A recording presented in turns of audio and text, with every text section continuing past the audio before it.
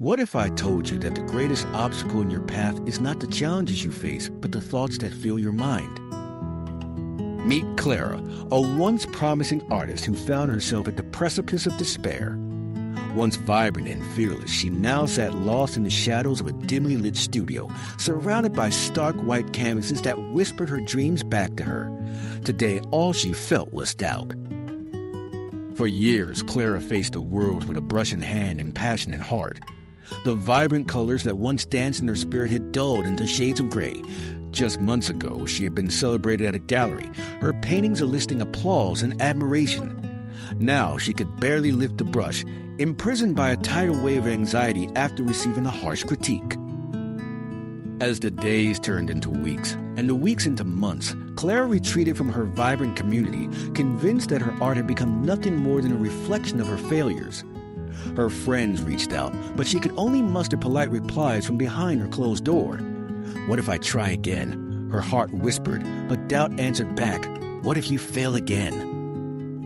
In the quiet confines of her mind, these thoughts raged like a storm. Like Marcus Aurelius once wrote, "You have power over your mind, not outside events.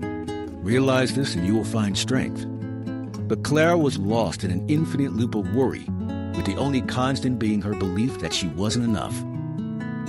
One evening, as she sat at her easel, the storm within her raging once more, a stray sunbeam broke through her tightly drawn curtains, casting light across her untouched canvases. In that fleeting moment, Clara was jolted into clarity. Could it be that the shadows of her fears were simply illusions?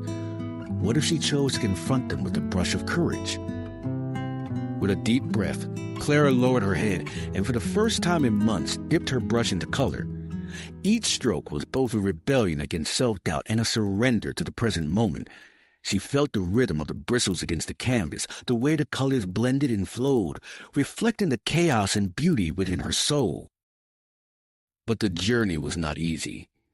As she painted, the weight of past criticism surged back relentless and fierce. "Do you really think you can do this?" they sneered.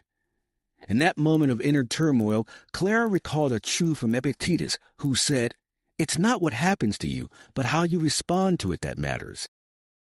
And so, she chose to respond with resilience. Embracing the possibility of failure, she let it fuel her fire. Each moment became a practice of self-compassion. She painted for love, not for validation. And though her strokes sometimes faltered and her colors occasionally clashed, the act of creation became the essence of her liberation. Weeks passed, and as she stood back to observe her latest work, Clara realized it was not just a painting. It was an embodiment of her journey through adversity, a testament to the power of choice, of rising up after every fall. As Marcus Aurelius wisely noted, the happiness of your life depends upon the quality of your thoughts, and she finally understood that the masterpiece of her life was within her control all along. Through vulnerability, Clara uncovered strength. By embracing her fears, she discovered the true nature of freedom. The canvases that had once felt like tombs of her missed opportunities were now alive with vibrant stories of endurance. And as she stepped into the world once more, her spirit illuminated by the light of acceptance, she carried with her a profound realization: every brushstroke is a choice, each day an opportunity to begin anew. So I leave you with this question: what masterpiece awaits within you, ready to emerge from the shadows of doubt?